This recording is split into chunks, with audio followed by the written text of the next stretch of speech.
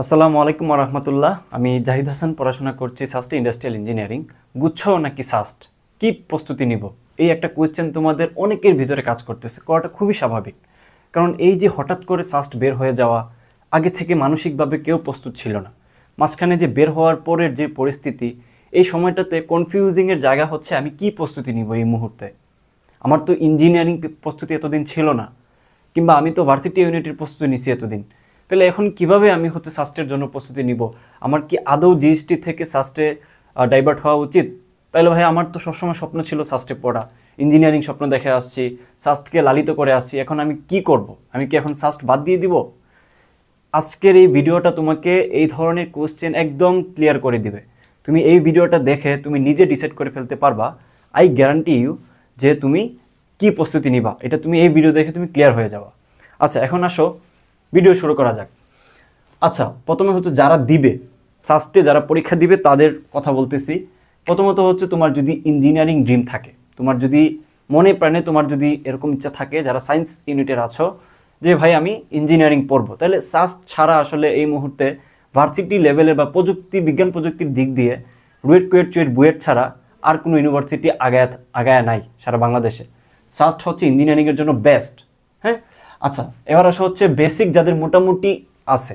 প্রথম কথা হচ্ছে যাদের ইঞ্জিনিয়ারিং ড্রিম এবং যাদের বেসিক মোটামুটি লেভেলের আছে, যে হ্যাঁ সে প্রবলেমগুলো অ্যাটলিস্ট ধরতে পারে, কিংবা সে একটা প্রবলেম দেখার পরে তার ওই সূত্রগুলো মাথায় আসে, তাহলে মোটামুটি যদি তার বেসিক থাকে তাহলে সে সাস্টের জন্য প্রস্তুতি নেওয়ার চিন্তা করতে পারে।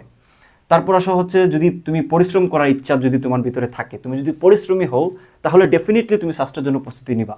তাহলে এই তিনটা জিনিস, তুমি যদি ইঞ্জিনিয়ারিং ড্রিম থাকে তোমার, তুমি যদি বেসিক মোটামুটি থাকে তোমার, তারপর যদি তোমার পরিশ্রম করার ইচ্ছা থাকে, তাহলে বাকি কাজ হচ্ছে সাস্ট ড্রিমার্স যে কোর্স, ওইটার। আমি আবার বলতেছি, এই যে মুহূর্ত, এই মুহূর্তে তুমি নিজে নিজে আসলে কখনোই প্রস্তুতিটা গুছায় নিতে পারবা না। তোমার এরকম একটা কোর্স নেওয়া উচিত, যেই কোর্সটা তোমাকে হেল্প করবে আগামী যে কয়েকটা দিন আছে, এবং তোমাকে ধরে ধরে তোমাকে এই পথ দেখাবে যে এইভাবে এইভাবে করে তুমি এই ভার্সিটি ইউনিট থেকে ইঞ্জিনিয়ারিংয়ের কোয়েশ্চেনগুলো ডাইভার্ট করে করে পড়তে পারো, যাতে করে তোমার একটা চান্স হয়। সো দেখো, এই যে সাস্ট ডিমার্স যে কোর্সটা, এই কোর্সটা মূলত এইভাবেই সাজানো হয়েছে যাতে করে অল্প সময়ের ভিতরে তুমি খুব দ্রুত প্রিপারেশন নিয়ে নিতে পারো। যেহেতু হাতে সময় কম, এটার ডিটেলস আমি ডেসক্রিপশনে দিয়ে দিব, এবং ডেমো ক্লাস আছে। ডেমো ক্লাস দেখে তুমি ওইখান থেকে তারপর তুমি ভর্তি হতে পারো। মাত্র 500 টাকা কোর্স ফি, এবং এটাতে অল্প সময়ে এই পুরো ডিটেলস বলা পসিবল না। এটার অনেক গুণাগুণ এই কোর্সটার। হ্যাঁ, এখানে তুমি একটু ডিটেলস দেখে তারপর তুমি ডিসিশন নিতে পারো।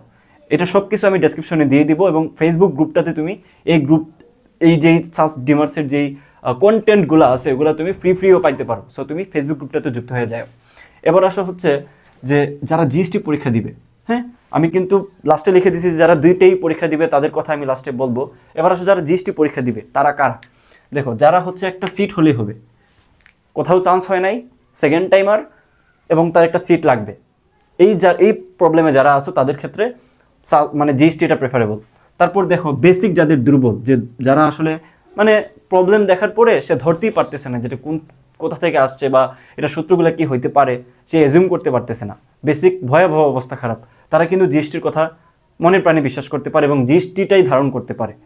এবার হচ্ছে যদি পরিশ্রমী না থাকো তুমি, এখন আমি বললাম যেমন এই কোর্সটাতে আমি যেমনটা বলবো যে 16 ঘন্টা পড়তে হবে। এজ এ মেন্টর আমি যা করতে বলবো তোমাকে এই কোর্সে থাকলে এই আন্ডারে থেকে তোমাকে করাই লাগবে। হ্যাঁ, এই জন্য আমি বলছি যারা পরিশ্রম করার ইচ্ছা আছে তারাই এই সাস্ট ডিমার্স যে কোর্স আছে, বাজারে সর্বপ্রথম আমরাই নিয়ে আসছি, তুমি সাস্টের আর কোনো কোর্স পাবা না, হ্যাঁ কয়েকটা জায়গা ছাড়া। সো তুমি এটাতে তুমি একদম বিশ্বাস করে ভর্তি হয়ে যেতে পারো।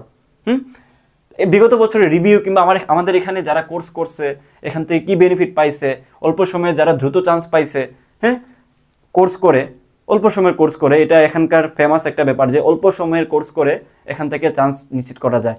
তো তুমি এগুলো একটু কমেন্ট কিংবা যারা বিগত বছরে পরীক্ষা দিছে চান্স পাইছে তাদের এগুলো একটু দেখে নিও, জাস্টিফাই করে তারপর ভর্তি হইও। আচ্ছা, যেটা বলতেছিলাম, যদি তুমি পরিশ্রমী না হও তাহলে তোমাকে জিএসটিটাই আসলে ফোকাস রাখা উচিত। না হলে তুমি যখন এইটাতে আসবা না, তো ওইটাও যাবে, মাঝখান দিয়ে তোমার চান্স হবে না। আমি কি বুঝতে পারছি? তোমার সাস্টেও চান্স হবে না, জিএসটিতেও চান্স হবে না, তাহলে তুমি কিন্তু মাঝখান দিয়ে মারা খেয়ে পড়ে থাকবা, এটা করা যাবে না। আচ্ছা, এবার আমি যেটা তোমাকে বলতে চাই, যারা জিএসটির প্রস্তুতি নিতে চাচ্ছ, তোমরা অনেক দিন ধরে জানো আমার খুবই ফেমাস একটা কোর্স, সেটা হলো ভার্সিটি সুপার 100 কোর্স। এখানে অলরেডি প্রায় 50+ ক্লাস রেকর্ডেড আছে, এখানে মেন্টরশিপ আছে, যেখানে প্রসেস ওয়াইজ দেওয়া আছে সব কিছু, যে কী কী করবা, কোনো জায়গায় আটকায় গেলে কী করবা, ফিজিক্স কীভাবে পড়বা, কেমিস্ট্রি কীভাবে পড়বা। সোজা কথা জিএসটি নিয়ে একদম আদ্যপান্ত কিন্তু এই কোর্সটাতে আছে। সো কেউ যদি শুধুমাত্র জিএসটি টার্গেট করো, তাহলে আমার এই সুপার 100 কোর্সটা নিয়ে নাও। এখান থেকে তুমি জাস্ট ক্লাস করে চান্স নিশ্চিত করে ফেলতে পারবা।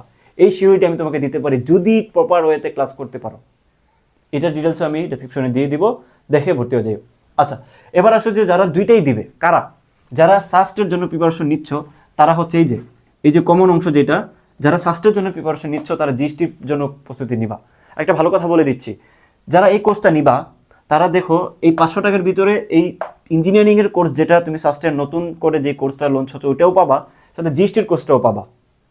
বুঝতে পারছো? তার মানে তুমি ইঞ্জিনিয়ারিংয়ের প্রস্তুতি নিতে পারতেছো, সাস্টের প্রস্তুতিও মানে জিএসটির প্রস্তুতিও নিতে পারতেছো সাস্টের পাশাপাশি। আর এখানে যারা সাস্ট পরীক্ষা দিবে তারা দুইটাই প্রিপারেশন নেওয়াটা আমি মনে করি এখানে সেফ জোন। না হয় তোমার শাস্ত্রের কথা চিন্তা করে যদি তুমি জিএসটি বাদ দিয়ে দাও, অনেকগুলো ইউনিভার্সিটি বাদ দিয়ে দাও, একটু বোকামি হবে।